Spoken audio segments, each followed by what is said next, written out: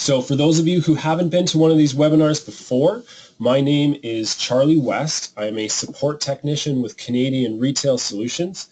Today's webinar is Retail Pro version 8 sales orders.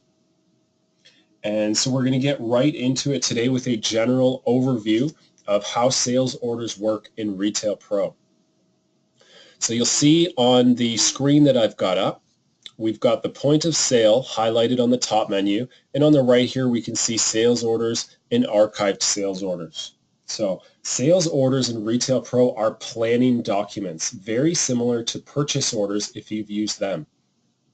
They do not directly update your inventory. However many items you add to a sales order, it will not remove those items from your inventory, okay? They are planning items that track the future sales of items to specific customers, okay? So one of the unique things about sales orders is you have to have a customer attached to it. That's because whether you've reserved an item in your stock for a customer or you're going to order an item in for a customer, you need to know who that customer is so you can contact them when it comes in. Now there's 4 different types of sales orders. There's kind of 5, but the last 2 are pretty much the same. So we've got layaways, where items are in stock, but the client wants to make payments towards the item, okay? So you have the item, but the client can't pay the full amount right now.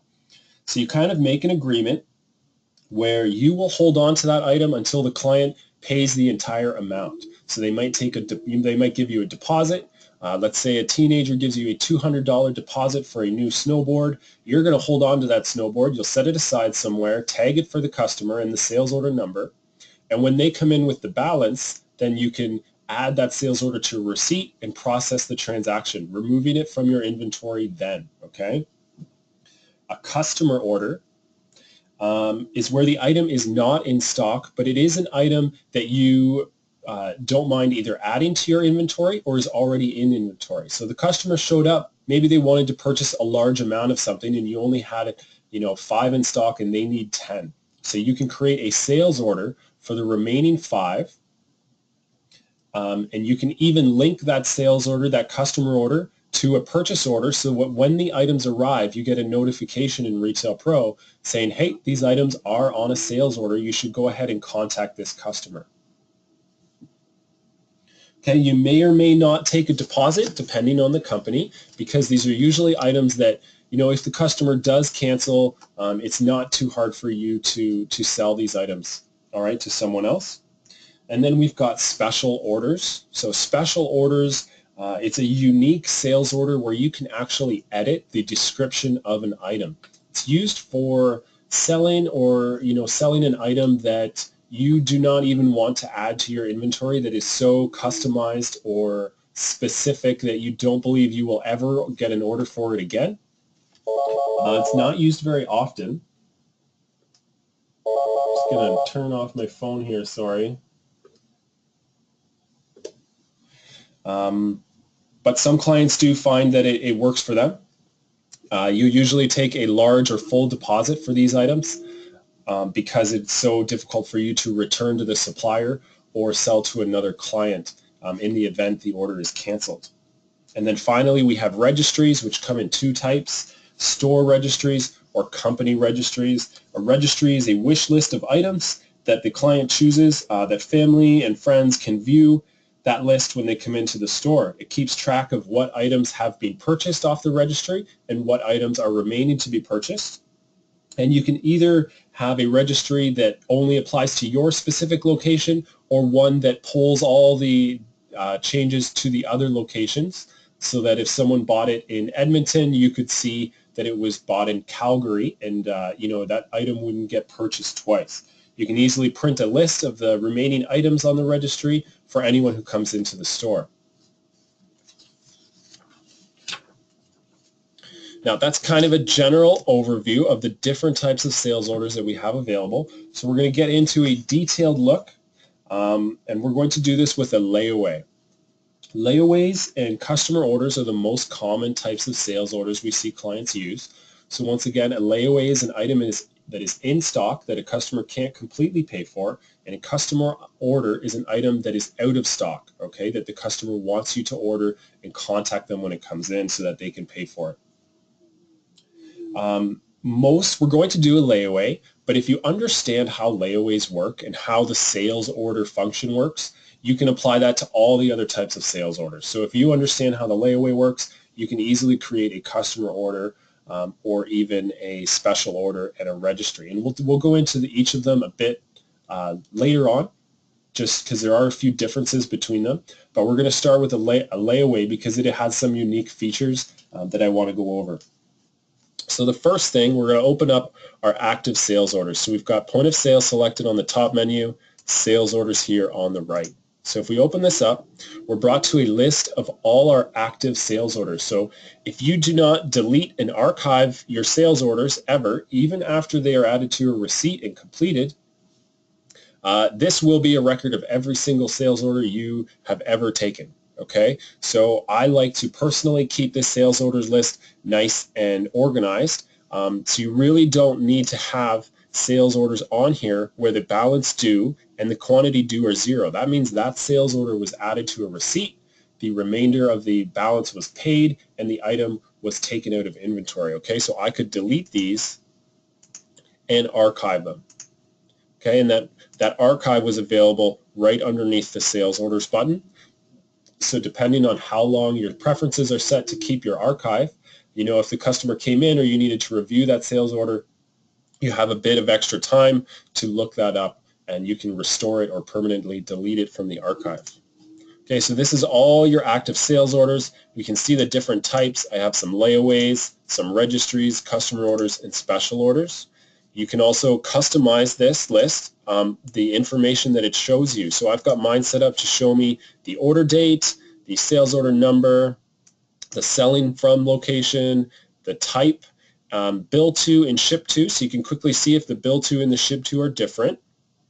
Deposit balance, so you'll notice some negative deposit balances in here. We'll cover that a bit later. Balance due, how much of the sales order is remaining to be paid. Quantity, so how many items were on the sales order and how many are due. All right, so this is how many items we have yet to for the customer to create a receipt for. Okay, then we've got recorded, we'll cover that a bit later, and some date fields, ship date and total due by. So let's go in and create a new layaway. You'll notice when you create new in the top left, you get to choose the sales order type. So this is where you define what type of sales order that you are creating. We're going to choose layaway. All right, so this is the sales order layaway screen. This is the default screen. I haven't modified mine at all. And you'll see that it pulls up right away, bill to customer number. So all sales orders require a customer. You can choose an existing client. If you click this button here, you can see a list of all your customers in the system and choose an existing client. You could create a brand new client from in here by selecting new in the top left. Or you don't even technically have to take the customer from your database. You could just enter their customer information in here in each different line. But I would recommend for a sales order that you add them to the database, and the reason for that is not all the fields like contact information, emails, and phone is included here. So if you order an item for a customer and you don't add them to the database, you might forget to take their phone number and email and have no way of contacting them. So for ours, I'm just going to go ahead and select an item from my customer database, or a customer from my database. The next fields that we're going to look at are the date fields. So we have 3 date fields in here. Order date, so this is automatically going to come up to today's date. It's the date that the customer placed the order. Not very often changed. The only time I've ever seen it changed is if for some reason the client wanted it to show that they had ordered this item in their next accounting year. Okay, so they might know that it takes you 3 weeks to get this special order item in, so they want to give you notice now, but you might need to set that order date ahead into the next month for them, okay? That's it's kind of a rare occurrence, but I have seen it come up. Next we have payment due. So if we're doing a layaway, if you're going to make payment terms with the client, you might say, okay, your next payment for this item is due at the end of the month. and your total due by, so the total amount must be due by the end of the next month. All right, this is going to be determined by your policy. And anybody who's doing sales orders, we would recommend you put together a policy for cancellations and deposits, all right? And then you would want to let CRS know that you've done that, because we'd want to add your policy to your document designs that print out. All right, that way we can even have a nice little spot at the bottom where the customer signs to acknowledge that they read this, especially if you have a non-refundable deposit policy. Or you're taking payment plans for layaways. You want to make sure that that customer has acknowledged what they've signed up for. All right, you don't need someone showing up 2 months later after they put $100 down on an item and didn't contact you for 60 days that they want their deposit refunded, okay? And so we can help you out with that. After the date fields, and these are reportable, by the way, so you can print a report that'll tell you all your payments that are coming up, all your payments that are overdue, so that you can contact those clients as well. Now we've got our point of sale flags right here, order type and flag 2. These are the same as the point of sale flags that show up on a receipt. They're determined in system preferences. We'll cover that a bit later. So I've got one assigned to order type, where you can choose from a bunch of different types of orders that clients placed. Online orders, phone orders, other, email, fax, and in-store. So depending on how you receive that order, if you want to track and report on that information, okay? So mine is defaulted to come up as in-store, so we'll say this was an in-store sale. Next, you've got terms. Now, don't confuse this with payment terms. That's something you're going to set up on your own and add to your document design. Terms here solely means what is the default way the customer wants to pay for this. All right, so this is the default tender that is going to show up if you take a deposit. That's all it is. It has nothing to do with when payments are due or how deposits are due. Okay, down here at the bottom, just like on a receipt, we have options for discounts, we have options for shipping or fees. Okay, and you can define your fee types as well. If I was to put $1 in here, you can define your fee types that you charge clients in your system preferences as well. We'll have a peek at that later. All right, and then we've got process at main. So what this means is I'm currently logged into the main server of my database, my Retail Pro installation. And that determines who can edit the sales order. So if you're taking online orders and entering the sales orders from head office, but they're going to be picked up from one of your locations, you might want to put the location in here so that they could edit. If they need to edit discounts or items on this sales order, it's determined whoever can edit it is whoever is assigned the process at. And then finally, we've got the items box. So this is the area where you're going to add the different items that the customer is interested in. Well, this is a layaway, so it would be the item that's in stock that the customer wants to make payments towards. Now, I don't have any large price items in my database, but we'll say that the customer really wanted to make a couple payments on this pair of sunglasses. Okay, so we've added the item to the sale. You'll notice we now have the balance due at $47 and the deposit balance is still $0. Along the right here, we have the SO deposits button. That's where we're going to take our deposits, but it's currently grayed out. That's because we need to save the sales order along the top menu before we can take a deposit. So we need to save a record of this planning document before we can start taking deposits for it. So we'll save, and we now have some extra options along the right, including the deposits. All right. So we're going to go ahead and take a deposit by clicking SO Deposits. Now you're going to get to this screen. This screen can throw clients off if you've never taken sales orders before. It doesn't look like anything you've seen on a receipt. But there's really nothing to worry about here. This is just a list of, it's going to be a list of all the deposits taken on this sales order, okay? Sometimes you have sales orders for large bulk orders where clients will be making multiple deposits towards it and picking up that sales order, picking up items off of it at different times, okay? So this is going to keep a list of all the deposits, the dates, who took the deposit, all right, for you. You can create a new deposit by clicking New along the top menu. And it's automatically filled in admin as the cashier, but you can select that. That's because I am logged in, you'll see down here as admin. It's got the date, an SO deposit receipt number, and this will change, you'll see once we take the deposit.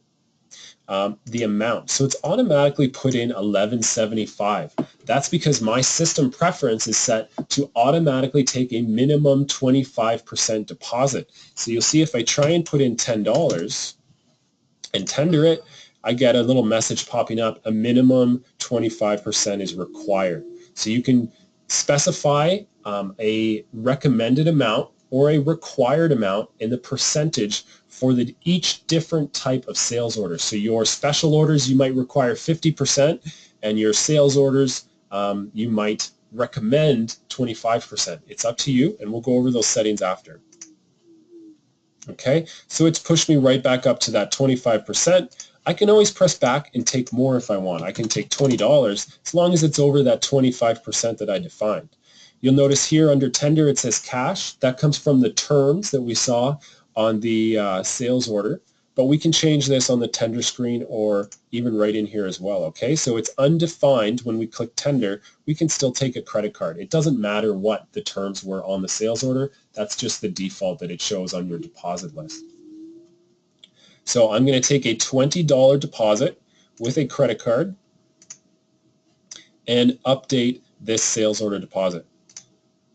Okay, so now it's permanently added this record to the sales orders. It's given me a receipt number. So it has actually created a receipt that is visible in your receipts list to record that deposit. So there won't be any items on there, but it is a deposit. You've taken money in. It's going to show up on your X out, and there is a receipt created for that. If we press back to go into the sales order again, we can see that we now have a $20 deposit balance, and the balance due is only $27. We can review the deposit history, and we'll get a record here as well of all the different deposits, okay, as well as the balance pending. So I've got $27 left, and my deposit balance is $20. Now, one note on taking deposits, if the client didn't show up for 2 or 3 months, and you wanted to clean out this sales order, you don't want it showing up on your active list, you're going to delete it. That deposit will automatically move into the customer's store credit.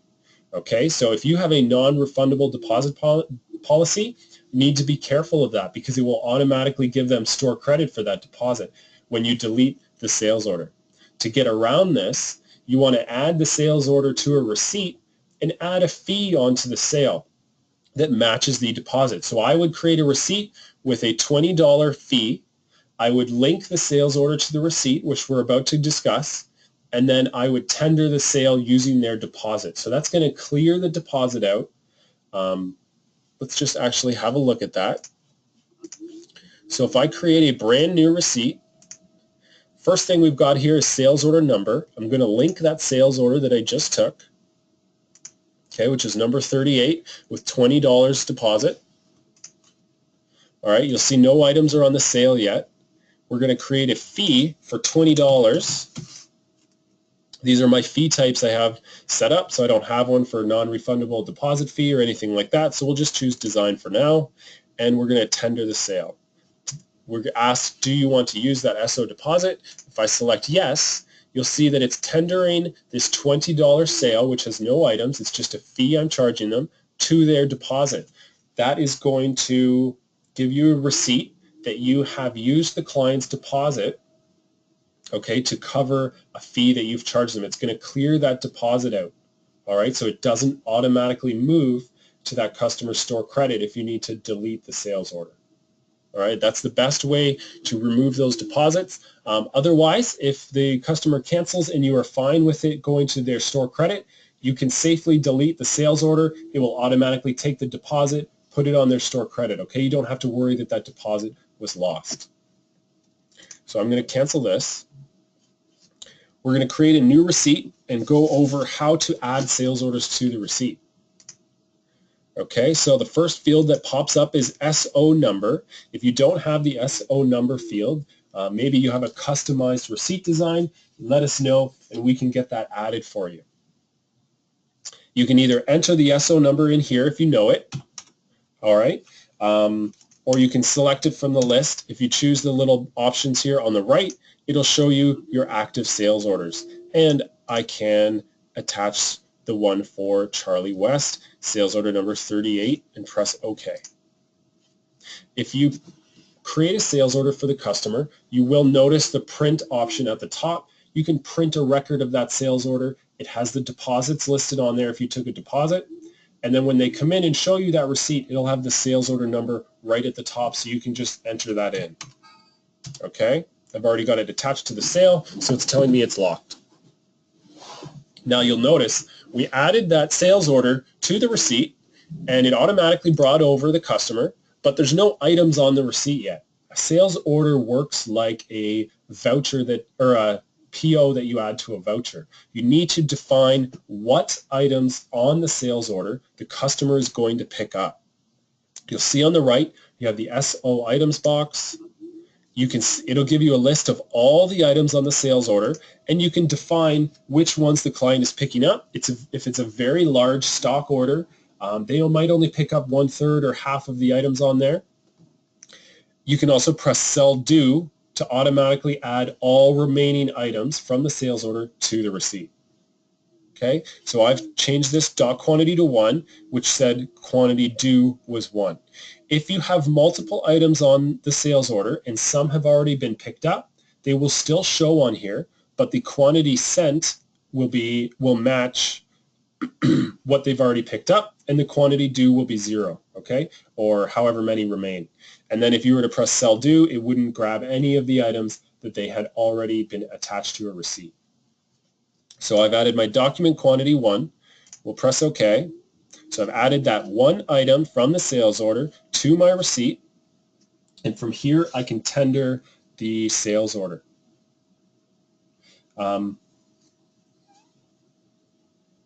When we press tender, you'll notice down here at the bottom, the total matches the original total of the sales order, not just what is due. We need to press tender in order to apply that sales order deposit. Okay, so this little message will pop up. Do you want to use the SO deposit? I'll press yes. If you accidentally press no, you just press back and press tender again. So now it's tendered part of the sale to their deposit, and the rest is undefined. I can tender it any way I would normally on a receipt. You can even split the tender and have the deposit and a credit card and cash payment, and that's fine. So I'm going to take a credit card payment for the remainder and update the receipt. Okay, now if we go back into that original sales order,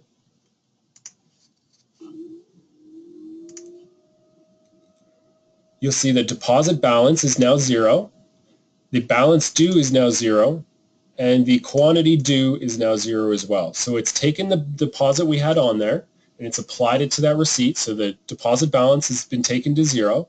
The balance due, since we sold the item that was on the SO, we tendered it, has now been removed to 0, and there's no more items due on that sales order. We can safely delete and archive this sales order, okay, to keep our active list up to date. I like to keep this list with just the sales orders I need to be concerned about, not flooded with previous sales orders that haven't been cleaned out. Now you'll notice when we did that sales order, that layaway, there was another few options along the right below deposits that we didn't really get into. So I'm going to quickly create another new layaway, add another item to it, some more sunglasses, and save it. Okay, you'll notice we have the record sale option. I don't want to get too deep into this. What record sale is, it's a way for you to take a layaway item out of stock. Okay, so we said normally these are planning documents, it leaves it in stock. Recording the sale lets you remove it from stock. Okay, some clients like this, so that if you look up this item in Retail Pro and it says there's one in stock, you don't tell a customer over the phone, yeah, we have one, come on down and get it. And when you go to find it, it's tagged for someone else. Or maybe when they do their purchasing, they don't want it to show up in stock. Okay, so you can record the sale. You can even force the system to record a sale whenever you create a sales order, if that's the company policy you want. What Record Sale does is it creates a receipt with the item on it. Okay, so normally when you create a deposit receipt, there are no items on it. You've taken a deposit and it records that in Retail Pro, but it's not attached to any items. No items are removed from inventory. Record Sale adds the items to that receipt, and it tenders it still to deposit, so the customer ends up with a negative deposit amount, a deposit owing. You'll see back on the list here, these clients have deposit balances that are negative. These sales were recorded, okay? So they were charged, this sale was recorded in a receipt. It's created a receipt with the items on it, and their deposit tender was charged, but they didn't have enough there to cover it, so it just pushes it into the negative. It's kind of like a way of like an account sale, except for the item is still physically in your location. Okay, so you still have the item, you've got it tagged somewhere, but it no longer shows in inventory, and you've got a receipt with that item on it. Now, there's a bit of extra training required, because when that customer comes in, you can't just add that sales order to a receipt to pay the balance, because that item has already been on a receipt. If you added it again, it wouldn't let you, and it would try and remove the items from inventory again. So all you have to do, if they have a negative deposit balance and it's been recorded, is just take deposits until it's paid off. You can access the deposit list directly from the active sales orders, and all you need to do is take deposits until there's no balance remaining. So you'll see on here, deposit used was $47. But they didn't actually take that much. They've only taken 10, so that's why the customer has $37 of a negative deposit balance showing. So you would just take a new deposit for $37. You could do as many of these as you want until it was completely paid off. So let's say they came back in and paid cash. I will update the sale. Now I have a $10 and a $37 deposit, and my deposit used, which was when I recorded the sale of $47. If I exit out, I can see the deposit balance has gone from negative to 0, and the quantity due is 0 as well. Okay, so I could delete and archive this sales order. So if you don't want items on layaway showing as in stock, we can look at recording sales for you. Some other unique features in sales orders is generating purchase orders. So I want to go ahead, let's create a brand new customer order. So you remember, a customer order is an item that's not in stock. Customer came in, wanted to buy 10 packs of my sunglasses, or let's say 100. Okay, he wants to set up a booth on the beach and sell sunglasses. He needs 100. I don't have them in stock. So once I save this for Charlie, we can see we have SO deposit. So if you want to take a deposit, you can do that. We also see we have the record sale option that we talked about, and underneath that we have generate and view PO. So we can generate a purchase order directly from a sales order, and it is really quick. So if we press generate PO, it's going to give you a PO number generated for vendor NIK. So that's vendor Nike, I think. All right. Now you can also view that purchase order. So while the customer was there, you could print the copy of that purchase order and fax it. You could print it to PDF and email it to your supplier within minutes while the customer is right there in the store, okay? So you're going to send that purchase order off to your supplier to be confirmed before the customer has even left the store for that 100 pairs of sunglasses. Now, since this sales order is attached to that specific purchase order now, when you add that PO to a voucher, you're going to get a little window that pops up that says, the items on this PO are related to this sales order. That's just a little note to remind you to contact the customer. You can look up that sales order number it gives you to contact that customer and let them know that the items have arrived. Okay, so that's one of the benefits of generating a purchase order from directly in the customer order, the sales order, is when you add those items, that purchase order to a voucher, you get that warning. Excuse me. Now finally, I want to do a bit on registries and preferences. So we're going to, you know what, I'll display how that purchase order function works.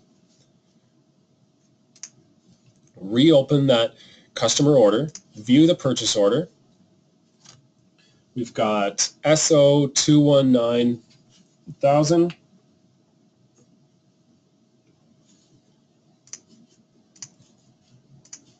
Let's see what happens when we add it to a voucher.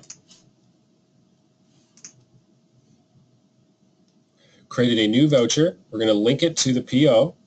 I know that PO was just taken, so it's going to be at the very bottom of my list.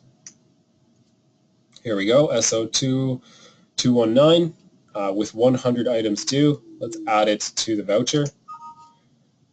Sales order number 40 is associated with this PO. Okay, that's your warning when you receive the items that you need to look up the sales order, and then you can contact the customer. So I'm going to cancel this, and we're going to do a little bit about registries. So I'll create a new sales order, and we're going to do, let's say, a company registry. Okay, so a company registry would be pulled up to head office and the other locations on your polling schedule, and any purchases that were made at any of the locations would be pulled up and distributed to the other locations as well. Okay, so it's keeping that registry up to date with purchases from other locations as soon as polling is completed. And then registries, you'll notice some of the differences. They don't open with a bill to customer. They are directly on the ship to customer, okay? So if you've got a client who has a wedding, they're going to want to record their ship to information so that if the customers come in, maybe they can't attend the wedding, they can have you ship it directly to the customer, okay? From the registry, you've got their shipping information, so you want to make sure when you take your registry, you record the client's information. And when you add them to a receipt, you know, you want to make sure you add the registry as well, so the items get on the registry get updated, and you're going to have that ship to information there. If someone comes in, they can't make it to the wedding, can you ship this item up for me? You can go ahead and do that for them. Okay, so a registry is built by ship to instead of bill to. So let's say it's my registry. We'll add a few items to it.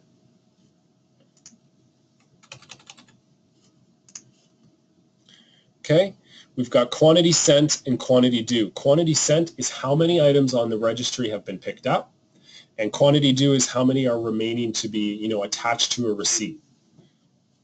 So if I save this, I could now print this off. Let's say, you know, my family comes into the store, they want something off the registry. I can print it off. I would want to print just the due items. I wouldn't want them to select something from the original list, so I'd print the due items. That would give them a receipt printout of all the items that were remaining to be picked up on that registry, okay? If I was to create a receipt with that sales order on it, that registry number, so let's create a quick receipt. We're going to link that registry.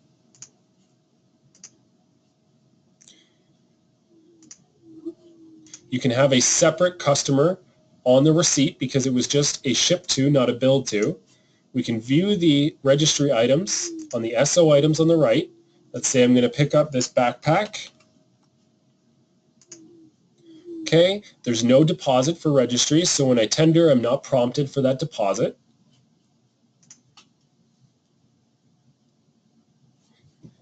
And I can tender that to cash. Okay, now I've got a receipt. When I go back into that registry under sales orders, you can see that the quantity due is now moved to 2, and the balance due has been lowered as well. So under form view, we can see that quantity sent has been updated to 1 for the first backpack, quantity due 0, and 2 items remain. If this was a company registry, that sale would then pull up to the head office and get distributed to the other locations during polling, okay? So it is a day behind, depending on your polling schedule, but it does update those other locations with the items that have been sold from the registry. Now, if I printed this again, someone else came into the store and I printed due items, that first item that was sold would not show up on there anymore, okay? So that's why it's important to print due items. Okay, now we talked a bit about the ship to. I want to cover something else really quickly.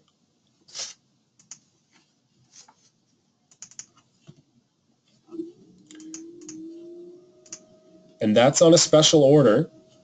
You've got the shipping tab. Okay, so registries are automatically assigning the client on there to the shipping customer because you're not billing them for anything. You can't take a deposit on a registry. The rest of the sales orders have a separate ship to or bill to and ship to. So if you're a business to business client and maybe head office places the orders, but they want you to ship it to a certain location, you can have a different bill to and ship to client, okay? So I'm going to bill it to Charlie West, but I ordered this one for Colin Bates, okay? I can have a separate ship to on there. That's going to show up when you print off the sales order and when you update and print the receipt, okay? It's going to show that separate ship to client. So if you're shipping that product, you'll have a record of that, okay? So don't forget that you can have separate shipping client than the bill client, which is great for business to business. You've also got your shipping options in here as well. These come from your system preferences. So we've got our shipping method, shipping date, which is set to today's date. So if it's not going to be till tomorrow, you can change that, and a shipping charge. Okay. We've also got the SO Info tab. In here we have a couple instructions lists. So you've got some default instructions you can add. Partial shipment approved by customer. Anything you want to appear on that sales order when you print it out, you can define those instructions in system preferences and then easily, quickly attach them to the sale. Okay, we've got a couple ship order complete only or partial shipment approved. Just different notifications you want for whenever the customer comes in.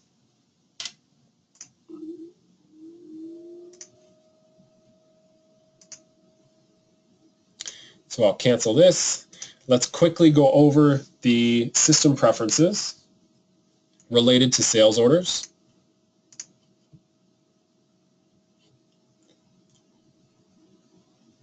So under point of sale, sales orders, in system preferences. All right, so the first ones that we've got here is minimum percentage for first deposit on. Okay, so we have 25% for customer orders, 25% for layaways, and special orders 50%. You'll notice it's checked off required. If I created a special order, when I save it, it will automatically bring me into the deposits and require I take a 50% deposit. Okay, for the rest, it's just going to pop up that the minimum percentage is 25%. So when you take a deposit on these two sales orders, it's not going to force you to take that deposit, but when you do, it's going to make sure that you take at least 25%. Number of days to keep archived sales orders. When you delete and archive a sales order, how long do you want that record kept? You can have 90 days for 3 months. You can put an entire year in there if that's what you prefer. And require record sale. If you do not want, your policy is that all the sales orders get recorded, so that item is taken out of inventory, and you don't want anyone to forget to record the sale, you can require that is done before that first deposit. Okay, that means when they go to take the deposit, the system Retail Pro will automatically record the sale. Not only that, but if you have it required to take a deposit, then it's going to record that sale and open the deposit screen automatically when you take a sales order, okay? We've got a couple of messages in here for back-ordered SO items that you can change. We have the comments fields that popped up. So those were in the SO Info tab. Under options here, we have our shipping methods that we can define. And the processing stations, that was those process at stations. Choose the default shipping method. So if you almost always ship by FedEx, you can choose the default. All right. Next, underneath, down here towards the bit, we've got POS flags and notes fields. These are shared between sales orders and receipts. So this was the flag I had up for order type. And you've got, I had online, phone, other, email, fax, in-store. Whichever one is selected is the default, okay? So I've got in-store selected, so it's set to be the default. And I've got it required. So if I add this sales order to a receipt, and I did not define it when I created the sales order, I did not define the flag, it would require I define it, the order type, before I can tender that receipt. Okay, so it's very easy to create a new point of sale flag. You would just say, maybe you want to collect age information, okay, on your clients. You choose the menu name, some age brackets.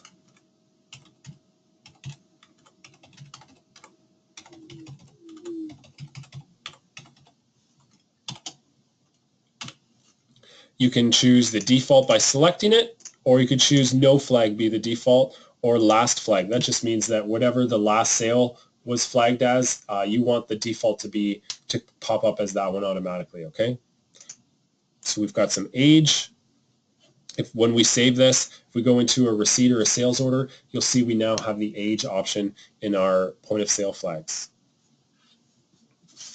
Okay, in addition to that, we have some fees. So if you're going to charge fees on your sales orders, maybe for custom items, you have a tailoring fee. Maybe you're taking clients' logos and imprinting them on clothing. You might have a fee for that. Special tailoring charges, whatever fees you need to apply, you define those fees and their tax information in the system preferences under fees and shipment, okay? So shipping is in here at the bottom. It's defined just as a shipping fee automatically, and mine is set to tax included. So if I get my quotes from Purolator and that tax is already built into that price, I don't want it to charge them tax on that again. So let's save, and you'll notice when I open a sales order, that new point of sale flag is in here for age. Okay, you can require those. So if there's information you want to force your staff to collect when taking a sale, you would build a point of sale flag, the menu, the options, and set it to be required, okay? That pretty much covers our sales order webinar. So before we get into questions, I will thank everyone for coming. Of course, if you are a Platinum client and if you have any questions at any time, you are more than welcome to give us a call or email the support line. We would be happy to help you out with that. Okay, this webinar will be sent to everyone who signed up and everyone in attendance to review later on. We keep saying that every week, and I know you're still waiting for some of those previous webinars, but they are coming, I promise.